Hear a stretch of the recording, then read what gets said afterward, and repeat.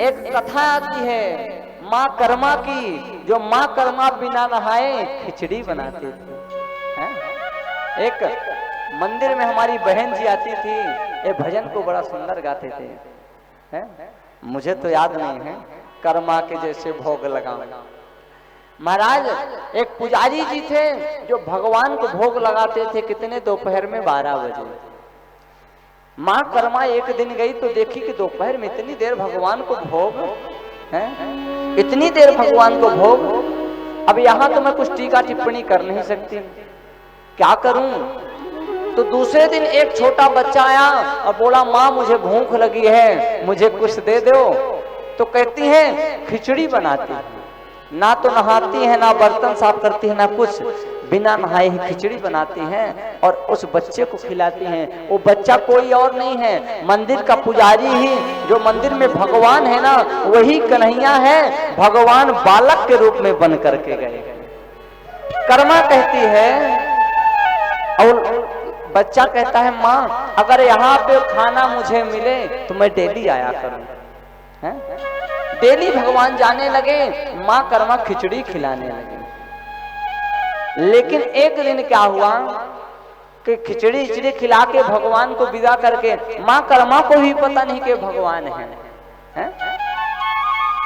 एक संत जी जा रहे थे, माँ कर्मा बर्तन साफ कर रहे थे।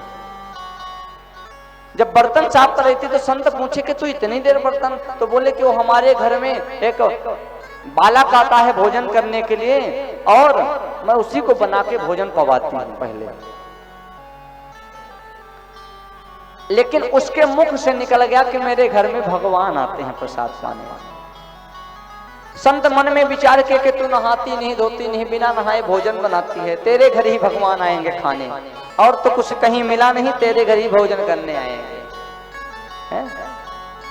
बोले भगवान को भोजन ऐसे नहीं कराता, पहले नहाते हैं, खुद साफ होते हैं, खुद पवित्र होते हैं, खुद घर को सब पवित्र करने के बाद भोजन। अब दूसरे दिन जब भोजन बनाई तो उसको खिचड़ी बनाने में देर हो गई। भगवान आए, कहते हैं माँ भूख लग रही है, खिचड़ी खाए। जैसे खिचड़ी खा रहे थे कि उधर पुजारी जी का टाइम हो गया पर्दा खींच के भोग लगाने का। अब इधर समस्या हो गई कि वहां भगवान नहीं रहेंगे तो भोग किसको लगेगा। महाराज जूठे मुख और जूठे हाथ ही दौड़ के गए हैं मंदिर में। पुजारी जी जैसे पर्दा खुले तो भोग तो लगाए, भोग लगाने के बाद देखे कि भगवान के मुख में खिचड़ी लगी है। पूछते हैं कि आपके मुख में खिचड़ी, तो कहते पुजारी जी आप भोग तो लगाते हैं पर मुझे देर हो जाती है और मेरी मैया सुबह भोजन कराती है, इसलिए मैं माँ कर्मा के यहाँ भोजन करने जाता हूं। भक्तों ये क्या है, भक्त का भाव है। और यहां तक भी कहा गया है कि जब कर्मा माँ मर गई, गुजर गई, शांत हो गई, तो महाराज वहां पे मरने के बाद में एक बच्चे की रोने की आवाज आती है। अगर आप भगवान के लिए एक कदम बढ़ाएंगे तो भगवान आपके लिए 100 कदम बढ़ाएंगे। एक कदम बढ़ा के तो देखिए भगवान के लिए।